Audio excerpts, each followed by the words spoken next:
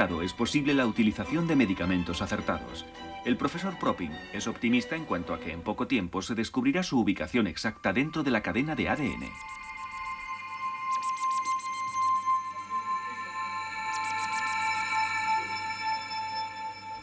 La comunidad científica ha aislado diferentes regiones cromosómicas que predisponen a la esquizofrenia, en las que se puede localizar el gen con mayor probabilidad. También existen hipótesis muy concretas que se verificarán y se validarán en un momento determinado. Yo estoy completamente seguro de que estas conexiones se comprobarán en el transcurso de los próximos 3 o 4 años, como muy tarde. Por lo que se puede decir que existe un gen que predispone, o que existe un gen que predispone para la identificación de la esquizofrenia. Y entonces, si desde hace tiempo se sabe que algunas personas que no tienen este gen tienen la enfermedad, tenemos que considerar la importancia de otros influjos, factores mentales, psíquicos y sociales, nuestra experiencia estrictamente personal. Por ello deducimos que nuestro cerebro también se altera, como dice el profesor Falcay de la Clínica Psiquiátrica de la Universidad de Saarland desde Hamburg. Por el contrario, en contradicción a lo que antes se pensaba, en nuestro cerebro durante el transcurso de la vida hay posibilidad de que se produzcan alteraciones. El cerebro humano se desarrolla desde el momento de la fecundación hasta la muerte. A lo largo de este desarrollo se pueden producir lesiones constantes que con el tiempo derivan en la enfermedad de la esquizofrenia. Antes del nacimiento, en el seno de la madre y durante el primer año de vida, el cerebro está especialmente sensible. Con la tomografía Kerspin se realizan estudios del cerebro en la vida cotidiana. Con esto se hace posible el reconocimiento de los pacientes antes de morir. Con este método han surgido 3 imágenes particulares pertenecientes al cerebro de una persona sana, de una persona con esquizofrenia y de su hermano, que no obstante no está enfermo.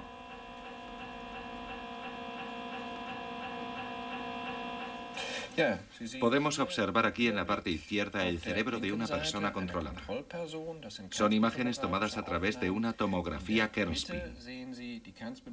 En el medio podemos ver la imagen del cerebro del hermano de un enfermo que no tiene esquizofrenia. A la derecha podemos ver juntas las imágenes de los cerebros de los 2 hermanos, uno de los cuales tiene la enfermedad. Es muy interesante observar cómo los compartimentos del cerebro de los 2 hermanos están llenos de líquido, si los comparamos con el cerebro de la persona controlada. De lo que se puede deducir que el riesgo genético, así como el riesgo potencial de desarrollar esta enfermedad, no significa que en realidad se desarrolle, sino que está también vinculado a cambios en los tejidos del cerebro.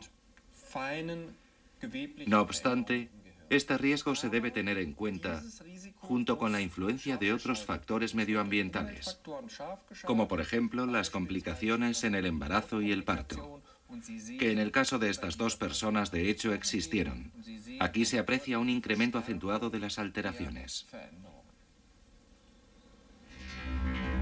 El riesgo del nacimiento. En el recorrido a través del canal del parto, el cerebro del bebé está expuesto a una tensión extrema, meramente funcional. En el caso de que exista alguna complicación, el cerebro del bebé puede sufrir algún daño. Un daño que por la predisposición genética de las personas puede desencadenar el desarrollo de la esquizofrenia. Pero también se pueden producir influencias negativas en etapas más tardías de la vida, como puede ser la pubertad, la presión social, malas experiencias, miedo, así como el entorno social, por lo que el trastorno puede tener consecuencias en el cerebro y puede producir manifestaciones agudas de la enfermedad. Donde se fomenta mucha presión, donde cuenta la producción por encima de todas las cosas, donde hay pocas relaciones personales, donde exista la noción de que lo que a mí se me consiente se puede volver a prohibir en ese mismo instante, o donde da igual lo que se haga, todo está mal, donde se presiona psíquicamente para expresarnos de una forma sencilla. Ahí es fácil que exista una predisposición para la enfermedad.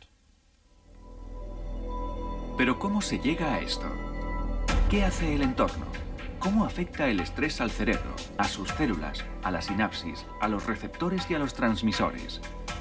Un terreno muy relacionado con la electricidad y la química.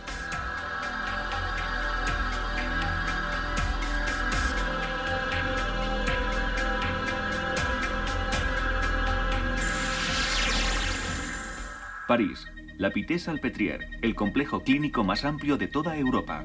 Aquí trabaja el director Mallet, un químico que recurre a la biología.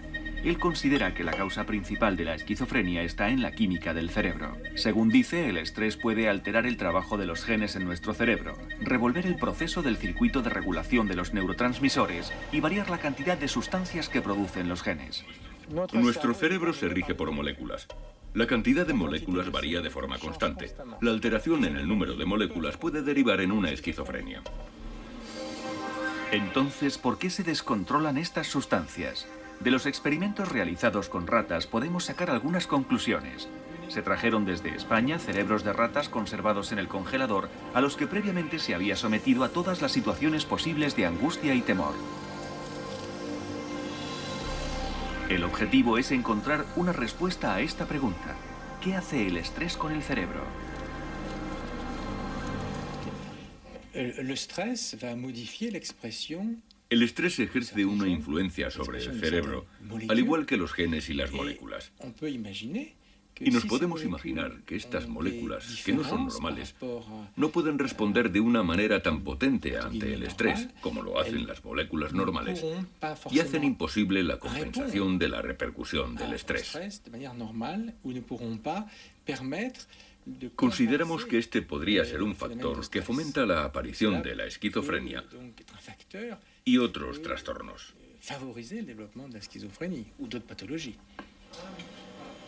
El proyecto más ambicioso, un chip biológico que debe analizar simultáneamente la producción de hasta más de 10.000 genes. Debe montar una rigurosa lista de control, una técnica altamente sensible. Debe detectar el descubrimiento de aquellos genes que se alteran por causa del estrés. Lo que es evidente es que las esperanzas puestas sobre la investigación son muy grandes, aunque todavía no se conozcan. Mi esperanza es que a través de esta investigación podamos llegar a entender la causa tanto de la esquizofrenia como de la función del cerebro. No se puede desligar una cosa de otra, la genética de la esquizofrenia y la función de un cerebro normal. Y este es el gran concepto sobre el que trabajamos. De esto depende el estudio del circuito de las neuronas del cerebro en cuanto a cómo funcionan con normalidad. Y después, tener en cuenta estos circuitos todo lo posible para que se desarrollen a partir de ellos modelos matemáticos. Pero también existen otros muchos planteamientos a la hora de aclarar las causas. A primera vista, algunos de ellos parecen completamente remotos, como por ejemplo que la esquizofrenia se puede desarrollar por un virus en el cerebro.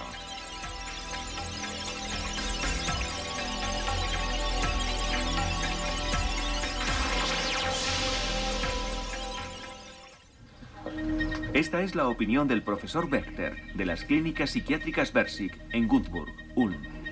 Ha tenido que soportar mucha aversión por causa de su tesis sobre los virus, pero él puede señalar que ha curado a muchos pacientes a los que se consideraba sin remedio.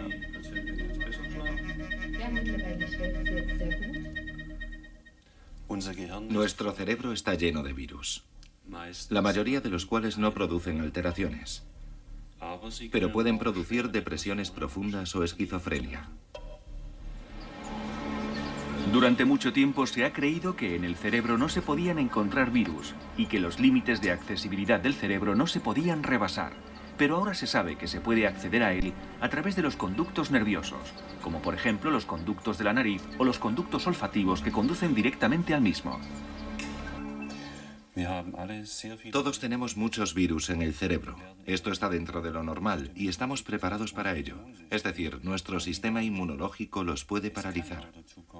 Pero puede suceder que el sistema inmunológico no esté lo suficientemente preparado o que se desoriente. Y entonces pueden surgir los primeros problemas, alteraciones en las funciones o casos peores, incluso la muerte de las células. Desde el punto de vista del profesor Wächter, no es posible el contagio de la esquizofrenia. Él lo demuestra con los resultados de su terapia, la filtración lumbar. Con esta terapia, los conductos nerviosos que circundan nuestro cerebro y nuestra médula espinal se derivan, se filtran y se vuelven a bombear a través de una cánula. Una terapia muy poco común para la esquizofrenia. Una filtración que se realiza durante una semana completa. Cuando finalmente no se detecta ningún virus en la filtración, se demuestra que la infección producida por los virus no es peligrosa en realidad, sino que es una reacción excesiva del sistema inmunológico. No hemos conseguido filtrar los virus con absoluta certeza. Lo que en realidad hemos hecho es analizar y filtrar las proteínas de la infección e inmunizarlas en un 100%. Con el análisis de estas células se ha demostrado por primera vez que efectivamente estas células se activan y constituyen un peligro para el sistema nervioso. Hoy su paciente se encuentra otra vez bien. Desde hace 5 años, cuando ingresó en la clínica de Günzburg por primera vez, parece otra, ya que por aquel entonces tenía incluso muestras físicas de la enfermedad. ¿Entonces se ha encontrado la causa que produce la esquizofrenia? De ninguna manera. ¿Por qué la reacción del sistema inmunológico ante los virus no supone ningún problema para algunas personas y para otras es fatal? Los virus en sí mismos no pueden ser la causa. ¿Pero qué es entonces? La incertidumbre continúa. En realidad todos tienen razón, de lo que se deduce que no existe un concepto general. Yo mantengo que el cerebro es una máquina interactiva. Mientras pensemos que el cerebro es simplemente un órgano como el hígado o el bazo, donde cada célula hace su propia función, no llegaremos a nada. Posiblemente todos los sistemas estén intactos. Los esquizofrénicos no están enfermos, solo están enfermos por la forma en la que se interrelacionan las distintas partes en su cerebro. Son frecuentes las interrelaciones entre las distintas partes del cerebro: hipocampo e hipotálamo, amígdala y córtex parafrontal y lo que ello conlleva. De esta forma, cuando una parte no tiene mucha información de la otra, es evidente, conversan continuamente y se influencian de forma recíproca. Hay una interrelación. No se relacionan de la forma en la que deberían hacerlo. Y por ello hay tantas consecuencias de esta relación. Porque naturalmente la interrelación depende de varios procesos: regular, hormonal, social, psicoterapéutico, de un proceso de drogadicción y posteriormente de un proceso de riego sanguíneo cuando de repente en la vejez se convierte en psicótico.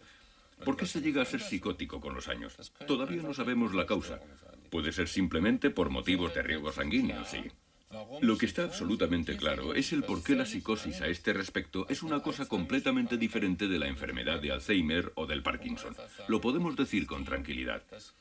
El sistema no está debidamente ordenado y no produce lo que se espera de él, por lo que se enferma.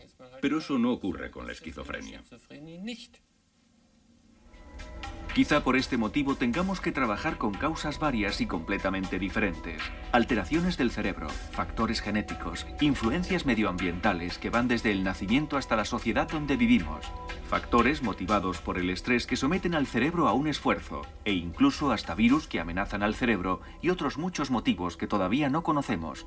Por ello todos pueden ser responsables de las interrelaciones que pueden llegar a provocar un trastorno. La esquizofrenia es la enfermedad más compleja que existe.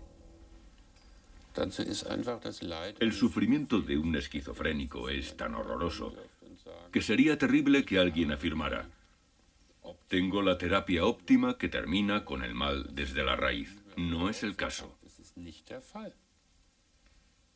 Ni siquiera, con todos los avances que se han realizado últimamente, se ha conseguido llegar al fondo de la cuestión. Quizá tengan que transcurrir otros 100 años más hasta que encontremos la respuesta definitiva. Quizá se descubran muchas más causas que originan esta enfermedad. Quizá podamos, pero quizá sea sencillamente imposible.